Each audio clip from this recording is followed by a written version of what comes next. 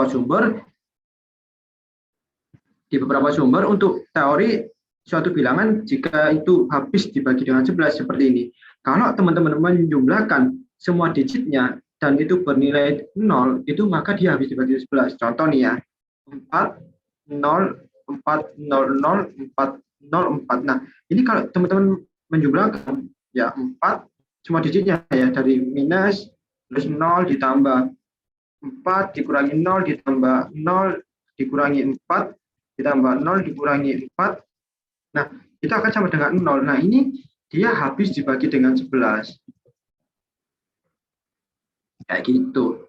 Nah, ini yang pertama. Yang kedua, teman-teman masukkan di sini 4 minus 0 ditambah 4 minus 2 ditambah 2 dikurangi 4 ditambah 0 dikurangi 4 sama dengan 0. Nah, ini berarti habis dibagi dengan 11 juga. Nah, kalau teman-teman hitung A, B, C, D, ini akan menghasilkan nilai yang sama, 0 juga. Artinya apa? Semua 4 bilangan ini habis dibagi oleh 11. Kayak gitu. Jawabannya apa yang diminta? Berapa banyak bilangan? Berarti jawabannya yang E, 4. Kayak gitu. Nah, sebenarnya kalau teman-teman paham teorinya, ini mudah. Tapi kalau teman-teman nggak tahu teorinya, ya mentok-mentok kalian ngawur gitu kan, ngasal dikit gitu, cap-cip-cup ya. Nah, itu tolong dihindari kayak gitu. Nah, teman-teman tugasnya cari yang habis dibagi 3, 5, 6, 7, 11, 13. Dicatat ya, kayak gitu. Karena bisa saja keluarnya itu yang seperti ini kayak gitu. Oke, jadi nomor 1 bisa lah ya. Ini EZ lah ya. Kita lanjut nomor 2. Nomor 2 ini soal tentang ini ya, kartun Antv ya. Ini ada kartun Antv. Di sini apa? Pada bulan ini Siva ya menabung di suatu bank dengan uang sebesar 5 juta nih. Nah, diketahui bank tersebut memberikan suku bunga tunggal per tahunnya X%. 5 bulan kemudian Siva mengambil uang yang di bank, ingin membeli sepeda ajaib. Nah, gitu kan. Nah, waktu diambil uangnya menjadi 5.050.000, nilai X-nya berapa? Jadi gini, ilustrasinya ini ada bank ya. Nah, ini Siva nabung di sini 5 juta. Nah, suku bunganya ini X% per tahun. Tapi belum setahun, dalam kondisi 5 bulan udah diambil. Nah, diambilnya menjadi 5.050.000. Nah, yang diminta itu X-nya ini berapa gitu loh. X-nya berapa? Kok waktu diambil 5 bulan ini udah menjadi 5.050.000 kayak gitu. Nah, ini kan kalau teman-teman analogikan, teman-teman pikirkan kan kayak gampang kan. Bener nggak? Gampang nggak ini? Kan artinya gini, modal ditambah bunga, isinya jadi apa? Uang akhir kan? Nah, aku bahasanya bebas aja lah. Nah, modal itu berapa? 5 juta kan? Nah, ditambah bunganya. Bunganya itu sebesar apa? Bunganya itu dari mana sih?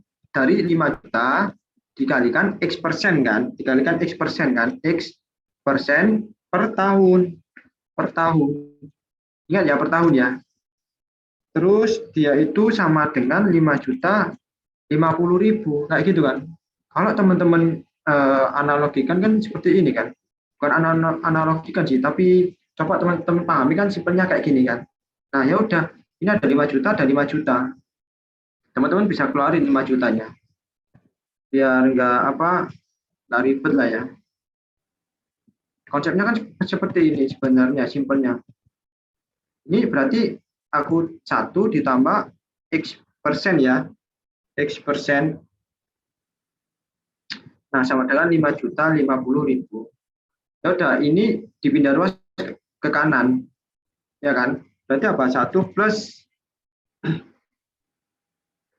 ini kita 5/12. Kenapa? Karena X%-nya ini dia diambil sebanyak 5 bulan kan. Nah, kalau 1 tahun itu X%, tapi kalau 5 bulan berarti 5/12 kan. Kayak gitu ya, 5/12 dikalikan X%. Nah, ini sama dengan 5.050.000 dibagi 5 juta. Kita sederhanakan menjadi 101/100 kayak gitu kan. Nah, lalu satunya ini dipindahkan ke ruas kanan. Jadi 5/12 X% itu sama dengan 101/100 dikurangi 1. Kita anggap 100/100 kan. Ini sehingga menjadi 1/100. Nah, X persennya berapa? X persennya ya udah berarti 1/100 aku kalikan berapa? 12/5 kan? Nah, kayak gini kan. Jangan lupa kalau teman-teman diminta X-nya aja, ini kan persen kan per 100. Otomatis kalau ini dihilangi berarti yang kanan harus dikalikan 100 kayak gitu. Ini jepret berarti 12/5, yakni 2,4. Jawabannya adalah yang C. Jadi selama 5 bulan tadi, Siva, ini Siva yang di Antv, nah dia itu mendapatkan return istilahnya 5.050.000 itu dengan modal 5 juta dengan suku bunganya 2,4% per tahun kayak gitu. Nah, yang diminta tadi 2,4-nya kayak gitu. Paham lah ya? Ya. Kalau teman-teman paham tadi alur berpikirnya gimana ngerjainnya, harusnya nalarnya cepat. Modal ditambah bunga itu sama dengan uang akhir. Nah, bunga itu apa? Bunga itu modal dikalikan rate ininya ya, suku bunganya ya, kayak gitu. Oke, paham lah ya? Gampang lah ya. Nomor 3. Nah, ini soal tentang diagram Venn. Jadi ini kalau diagram ini nggak mesti melulu bentuknya yang kayak gini ya, yang kayak gini atau gabungan gini nggak mesti bulat ya. Ini bisa aja persegi ya, sama aja. Nah, katanya ABC ini suatu himpunan. Nah, A itu himpunan apa di sini? Himpunan bilangan prima yang kurang dari 100. Himpunan bilangan prima. Nah, yang B apa? Himpunan bilangan genap. Himpunan bilangan genap kurang dari 100. Yang C, himpunan bilangan ganjil kurang dari 100. Nah, mana yang tepat? Kayak gitu kan. Nah, ini sebenarnya gampang. Kalau teman-teman tahu bilangan yang B ya, fokus B sama C. Kalau teman-teman tahu himpunan bilangan genap 100, kurang dari 100 itu kan kayak 98, 96, 94 gitu kan. Yang ganjil itu 97, 95, 93. Nah, kan nggak ada nih bilangan genap itu yang ganjil ataupun bilangan ganjil yang genap kan. Nggak ada kan. Semua jelas-jelas terpisah ya. Maka cari yang B dengan yang C itu nggak ada yang beririsan. Artinya mereka berpisah kayak gitu. Kenapa? Karena nggak ada himpunan genap yang ganjil ataupun sebaliknya himpunan ganjil yang genap. Nah, maka cari B yang C yang bisa. Coba teman-teman cek di sini. Kalau teman-teman scroll ke bawah, itu pasti B ini jawaban B salah. Kenapa? Ini C sama B-nya itu ada irisannya, kan nggak mungkin kan? Terus ini B dan C ini ada irisannya di sini salah. Nah, terus yang ke bawah lagi di sini yang D udah bisa ya. Terus yang A juga udah bisa. Nah, terus mana yang benar gitu kan antara A, D, dan E. Nah, terus kita coba lagi. Yang A ini, dia himpunan bilangan prima. Himpunan bilangan prima. Nah, bilangan prima itu ada yang ganjil, ada yang genap kan? Ya kan? Kan bilangan prima kan 2, 3, 5, 7 gitu kan. Nah, ada genapnya gitu kan. Nah, maka harusnya bilangan prima itu ada di keduanya, ada di bilangan genap, ada di bilangan ganjil. Maka yang ini salah, yang ini salah. Maka jawabannya yang mana? Jawabannya yang A. Kenapa? Karena bilangan prima ini dia itu ada yang masuk ke himpunan bilangan genap kurang dari 100, bilangan prima juga ini ada yang masuk ke himpunan bilangan ganjil kurang dari 100. Maka jawaban yang benar adalah yang A ini. Kayak gitu. Exit lah ya. Apa yang susah kayak gitu kan. Nah, terus mungkin di sini catatannya teman-teman harus paham bilangan prima itu apa. Ini kasih note ya ke teman-teman ya, bilangan prima itu apa. Terus coba lagi jangan berhenti di situ, bilangan real itu apa, bilangan asli itu apa, bilangan bulat itu apa, terus bilangan imajiner itu apa, imajiner itu apa. Nah, ini teman-teman harus cari biar nanti di UTBK itu paham gitu loh. Misalkan yang diminta bilangan real, yang diminta bilangan asli, bilangan bulat itu jangan sampai keliru-keliru. Nah, ini sebenarnya hal-hal sepele ya. Ini teori.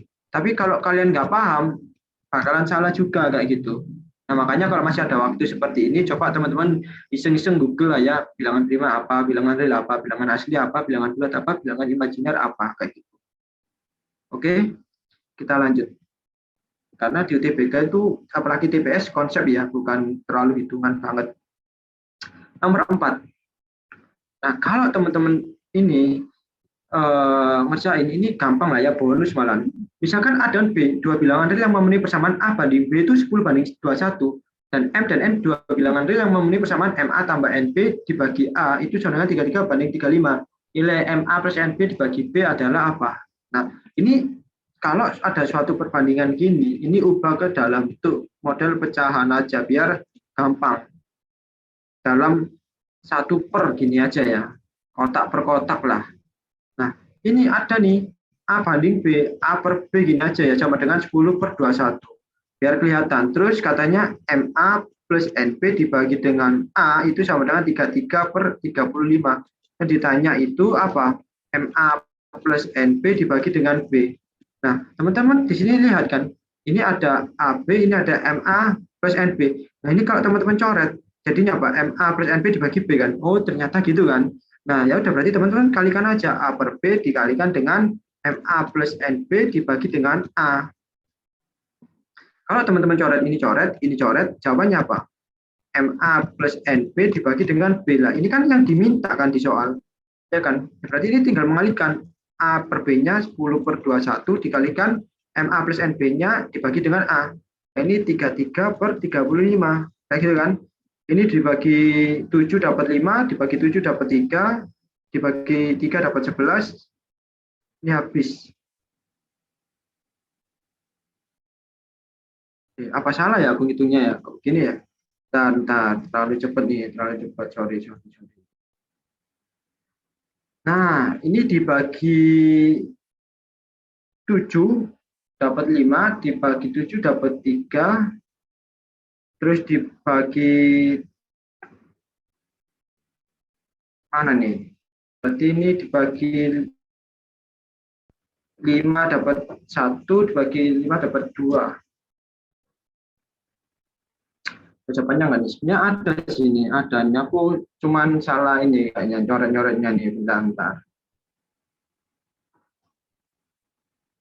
Ini bentuk simpelnya gimana sih ini? Bentuk simpelnya 10 dikalikan 3 dibagi 21 35 kayak gitu kan. Bentar, kalau ini dibagi dengan 5 dapat 7, dibagi 5 dapat 2, dibagi dengan berapa ini? 66/21 dikalikan 7 lah. Ini ada nggak nih jawabannya? Dibagi 3 lagi dapat 22, dibagi 3 lagi dapat 7. Berarti jawabannya apa? 22/49. Jawabannya adalah yang B lah ya. Gampang lah ya. Exit lah ya. Cuman tadi agak salahnya tadi dicoret-coretnya mungkin ya. Tapi sebenarnya soalnya gampang. Ini teman-teman harus tinggal kalikan aja sih. Jadikan seper baru kelihatan kan. Oke. Jawabannya yang B. Gampang. Ya, ini tadi kok masalah gini aja kok nggak bisa ya, gue kok agak lama kayak gitu. Jawabannya 22/49 ya. Nomor 5. Nah, nomor 5 ini ada 3 persamaan yang diminta X plus Y plus Z kayak gitu. Nah, ini soal yang bisa dikerjakan. Kenapa? Karena ini ada 3 variabel yang nggak diketahui kan. Ada 3 variabel yang nggak diketahui atau unknown ya. Nah, kalau unknown, tulisannya gimana sih? Unknown. Nah, gini kayaknya. Intinya 3 variabel yang nggak diketahui. Nah, kalau ada 3 variabel yang nggak diketahui, itu harus minimal ada 3 persamaan. Nah, kalau ada 2 variabel nggak diketahui, minimal ada 2 persamaan kayak gitu. Misalkan ada di sini X, Y yang nggak diketahui, ya harus teman-teman ada persamaan 1, harus ada persamaan 2 minimal. Kalau lebih boleh, persamaan ada 3 malah lebih bagus, tapi nggak guna juga. Nah, kalau ada 3 variabel yang nggak diketahui, minimal ada 3 persamaan. Nah, ini ada X, ada Y, ada Z. Ada berapa persamaan? Ini ada 1, ini ada 2, ini ada 3. Berarti soal ini bisa dikerjakan kayak gitu. Nah, ngeceknya kayak gitu. Kalau misalkan di sini cuma ada 2 persamaan, terus ada 3 variabel yang nggak diketahui, nah itu soalnya emang menjebak kalian, berarti nggak usah dikerjakan kayak gitu. Nah, di sini ada nih. Nah, kalau ada 3 variabel, gini, ada 3 persamaan, kalian hitung persamaan 1 dengan persamaan 2, lalu yang kedua persamaan 1 dengan persamaan 3. Nah, kalau persamaan 1 dan persamaan 2 ini dapat persamaan keempat. Nah, yang 1 dan 3 dapat persamaan 5. Nah, 4 dan 5 ini kalau teman-teman hitung, ini bakalan dapat suatu persamaan nomor 6. Nah, 6 ini bakalan udah dapetin nilai di salah satu, entah X, entah Y, entah Z. Nah, tinggal kalau udah salah satu ini diketahui, teman-teman masukkan ke sini, dapat semuanya. Kayak gitu. Nah, itu untuk mengerjakan soal 3 variabel ya. Nah, sebenarnya nggak sulit sih. Cuman butuh waktu buat ngerjakan.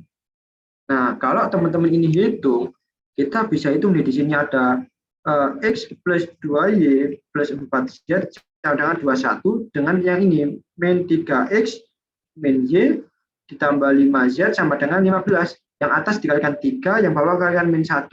Ya ini buat nyamakan ini aja lah ya.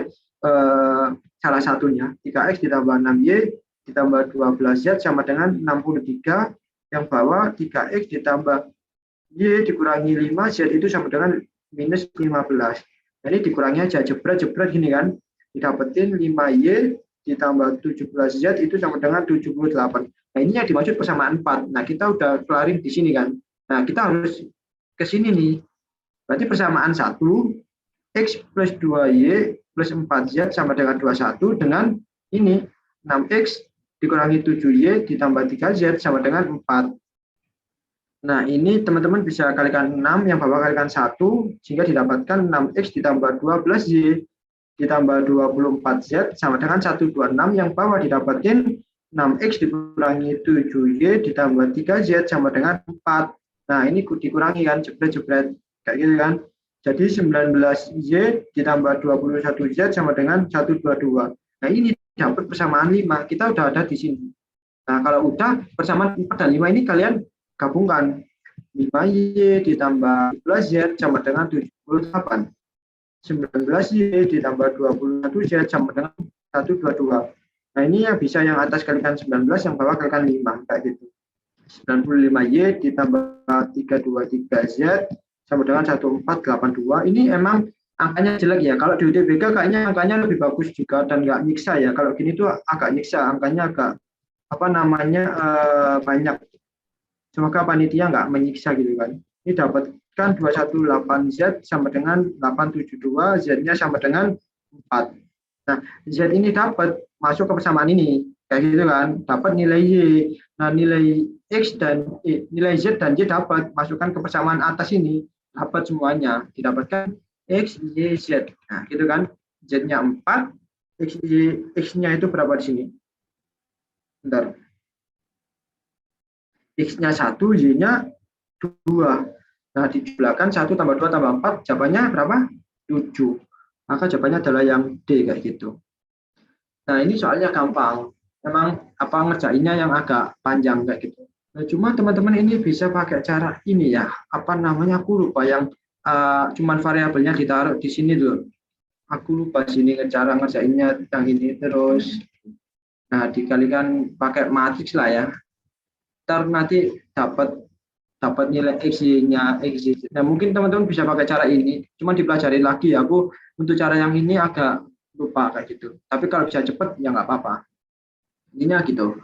Yang penting basicnya teman-teman tahu lah ya kalau ngerjakan kayak gini. Dan di UTBK kayaknya soalnya juga nggak ini ya, nggak jahat kayak gini ya, 95, 323 gini hitungannya nggak banyak-banyak gitu.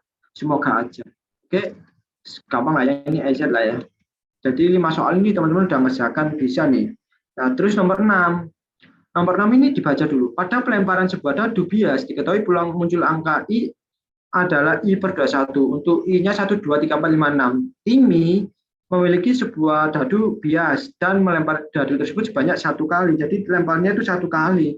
Nah, peluang Timmy memperoleh bilangan prima. Jadi kalau teman-teman peluang itu biasanya apa? NA per NS. Jadi suatu sampelnya dibagi dengan semestanya kan. Nah, kayak gitu kan. Nah, teman-teman nggak pakai cari ini, tapi udah dikasih nih. P-nya itu apa? P-nya. I per 21 dengan I-nya berapa? 1, 2, 3, sampai 6. Nah, teman-teman diminta nih peluang dadunya itu angka bilangan prima. Nah, di sini lagi-lagi bilangan prima harus teman-teman tahu bilangan prima itu berapa aja. 2, 3, 5. Maka untuk peluang dia untuk melemparkan tersebut bilangan prima berarti apa jawabannya? I-nya berarti, I-nya 2, berarti masukkan sini 2 per 21. Terus ada lagi 3 per 21. Terus ada lagi 5 per 21. Nah, teman-teman pasti bingung. Ini kira-kira kalau udah dapetin nih bilangan primanya, udah dimasukkan ke P-nya ini, mau dikalikan atau dijumlahkan? Nah, teman-teman kalau udah nemu ke tahap ini aja, teman-teman mau ngawur tuh udah benar. Kalau teman-teman kali, nggak ada di sini. 2 kalikan 3, 6. 6 kalikan 5, 30. Pasti nggak ada 30 per 21. Berarti jawabannya apa? Ya dia tuh dijumlahkan, kayak gitu kan. Nah, jawabannya apa nih? Berarti 13, sorry, 10 per 21, kayak gitu. Jawabannya adalah yang C. Nah, kalau tadi ngasal-ngasalan itu ya antara dikali sama dijumlah ya. Tapi di sini apa sih? Dia peluang melempar dadu sebanyak 1 kali bilangan prima. Yang pasti bilangan primanya harus teman-teman tahu. Untuk ada didefinisikan I per 21, berarti tinggal masukkan 2, 3, 5-nya, dan pulangnya harus ditambah, kayak gitu. Oke. Ini gampang lah ya, di sini lah ya ini. Jadi, kalau teman-teman kadang susah itu ya, kalau malahan peluangnya nggak didefinisikan ini ya, dari soal ya, teman-teman harus kira-kira mikirin nih, peluangnya itu nilainya berapa kayak gitu. Kalau ini udah di state I per 21, tinggal I-nya itu harus teman-teman tahu 2, 3, 5 kayak gitu. Terus masukkan ke sini. Kan gampang kan? Kalau nggak tahu habis dimasukkan ke sini mau dikali atau ditambah, ya teman-teman coba kan pasti dapetin yang C kayak gitu. Nah, untuk detailnya teman-teman belajar tentang peluang, ini kejadian bersyarat dan tak bersyarat ya. Bersyarat atau yang saling lepas kayak gitu. Nah, ini ada hubungannya sih. Dan teman-teman ntar baca lagi. Untuk peluang itu selalu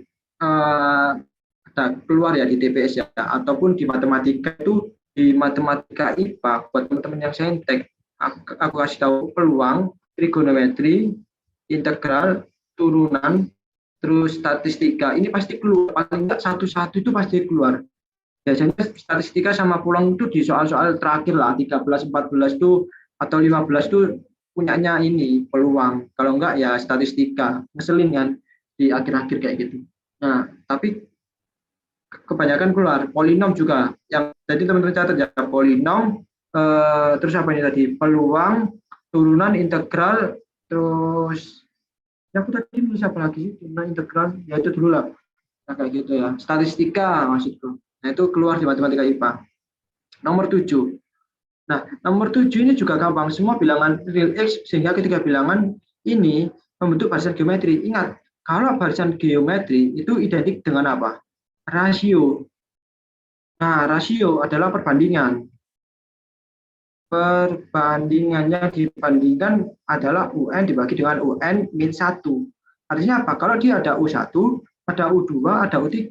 UN dibagi UN min 1 itu adalah apa? U3 dibagi dengan U sebelumnya, U2. Terus U2 dibagi dengan U1. Kayak gitu kan. Nah, ini geometri. Geometri itu 2, 4, 8 ya. Terus 16 ya. Ini geometri karena rasionya 2. Nah, kalau yang aritmatika berapa? 2, 4, bukan 8 tapi 6. Karena beda. Bedanya itu plus 2 kayak gitu. Nah, ini perlu teman-teman tahu. Oke, gini konsepnya. Jadi kalau ada 3 suku, U3 dibagi U2 sama dengan U2 dibagi dapatnya. Berarti dapatnya 5x kuadrat dikurangi 25x minus 30 sama dengan 0. Difaktorkan menjadi x plus 1, x min 6 sama dengan 0. X-nya sama dengan min 1 atau X-nya sama dengan 6. Jawabannya adalah yang B. Gampang kan? Gampang kan? Apa yang susah kan? Kayak gitu kan? Iya. Apa yang susah? Apa yang susah teman-teman?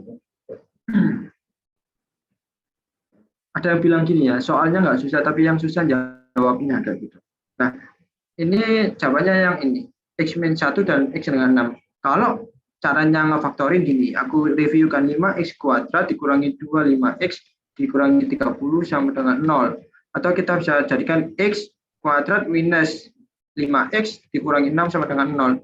Nah, kalau teman-teman lupa pemfaktorannya, ini aku review, ini 1 kan, X kuadrat kan nggak ada konstannya, berarti 1 kan. Teman-teman tulis di sini 1 dan 1. Lalu 6, ini didapatkan dari 6 kalikan 1, jadi apa lagi? 3 kalikan 2. Nah, teman-teman ini dapat 5. Nah, 5 itu bisa ini juga kan, 3 ditambah 2 atau 6 kurangi 1 kan. Teman-teman nanti coba. Tapi coba yang 6 kalikan 1 di sini. 6, lalu kalikan silang. Nah, di sini didapatkan 1, di sini didapatkan 6. Nah, nilai berapa yang dikasih plus dan minus biar menghasilkan minus 5 ini? Apa? 6-nya minus, 1-nya plus kan? Ya kan, kalau dijumlahin, ini kan minus 5, loh, sesuai kan dengan ini, minus 5. Nah, kalau udah sesuai, nah teman-teman susun ulang, berarti ini X minus 6, yang ini X, ini plus 1, kayak gitu. Jadi ini pemfaktorannya, kalau teman-teman lupa, aku reviewkan kayak gitu. Jadi jawaban nomor 7 itu yang B lah ya. Gampang kan? Kita lanjut nomor 8. Nah, kalau teman-teman nyimak dari tadi udah 7 soal dari 15. Ya ini kalau betul semua udah mending lah ya, kalau betul semua ya. Tapi ya kurang lah ya, kalau bisa PK-nya itu banyak, lebih dari 10. Aku dulu ngerjakan PK itu ya, TPS itu masih dicampur 45 kan. Ini aku bisa ngerjain 43. Dan itu hanya lewat 2 soal aja di figuralnya. Karena aku emang mikir figuralnya bingungin banget kayak gitu. Makanya aku tinggal 2 soal itu. Aku ingat 43 per 45 aku ngerjainnya. Yang ini soal diagram Venn. Manakah di bawah ini yang menyatakan dia itu himpunan bilangan kosong? Artinya dia nggak mempunyai anggota. Himpunan bilangan kosong itu ini, dia itu nggak punya anggota. Anggotanya ya kosong, nggak ada anggota. Nggak ada anggotanya. Nah, simpelnya gini lah ya. Nah, yang dipelajari di diagram Venn itu cuma 3. Teman-teman tahu irisan, ini A, ini B, ini A irisan B, tahu juga ini dan ini adalah, sorry, ini ada A, ini ada B. Nah, gini kan, kalau irisan yang di hasil yang ini, kalau gabungan yang ini ya, ini A gabungan B, yang ini tadi irisan, sorry. Nah, satu lagi konsep yang harus teman-teman tahu, yakni saat ini A dikurangi B. Nah, A dikurangi B adalah nilai A, ini B yang udah diambil oleh B. Ini ada nilai A yang udah diambil B. B ini arsir aja semuanya. Nah, kayak gitu. Nah, maka ini adalah A min B kayak gitu. Nah, teman-teman kayak makan donat gini ya. Donat ini A misalkan. Terus ada teman kalian yang minta. Nah, mintanya segini. Ini kan buat teman kalian. Nah, kalian kan punya ini kan. Nah, ini ada A min B kayak gitu. Di diagram Venn pegang itu aja sih. Nah, ya cuman itu aja. Ya mentok-mentok komplement ya. Kalau komplement itu berarti sebaliknya kayak gitu. Nah, itu tadi ya. Ini A, ini B, ini A,